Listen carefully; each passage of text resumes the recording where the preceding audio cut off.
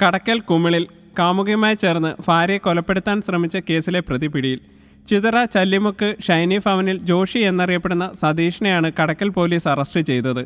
കഴിഞ്ഞ ജനുവരിയിലാണ് കേസിന് ആസ്പദമായ സംഭവം നടന്നത്.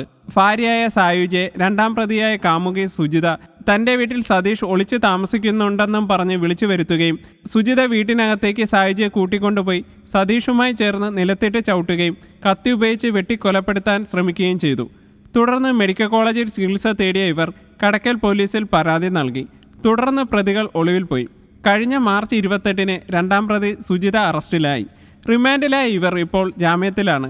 ഒളിവിലായിരുന്ന സതീഷ് ജാമ്യം തേടി ഹൈക്കോടതിയെ സമീപിച്ചെങ്കിലും കോടതി ജാമ്യാപേക്ഷ തള്ളി. തുടർന്ന് കടക്കൽ പോലീസ് പ്രതിയെ അറസ്റ്റ് ചെയ്യുകയായിരുന്നു. നിരവധി കേസിലെ പ്രതിയാണ് അറസ്റ്റിലായ സതീഷ്. കടക്കൽ സ്റ്റേഷനിൽ 4 കേസും ചിതറ സ്റ്റേഷനിൽ 2 കേസും പാങ്ങോട് വലിയമല സ്റ്റേഷനുകളിൽ ഓരോ കേസും നിലവിലുണ്ട്. പോക്സോ കേസ് ഉൾപ്പെടെ സ്ത്രീപീഡന കേസുകളാണ് കൂടുതലും. 2018-ൽ സ്കൂൾ വിദ്യാർത്ഥിനിയായിരുന്ന പരാതിക്കാരിയെ വിവാഹ വാഗ്ദാനം നൽകി പീഡിപ്പിച്ച പ്രതി പോക്സോ കേസിൽ ജയിലിലാവുകയും പുറത്തിറങ്ങിയ ഇയാൾ 3 വർഷത്തിന് ശേഷം കുട്ടിയെ വിവാഹം കഴിച്ച് കേസിൽ നിന്ന് രക്ഷപ്പെടുകയായിരുന്നു. കേസ് തീർന്ന ഇയാൾ രണ്ടാം പ്രതിയുമായി ചേർന്ന് പരാതിക്കാരിയെ കൊലപ്പെടുത്താൻ ശ്രമിച്ചു.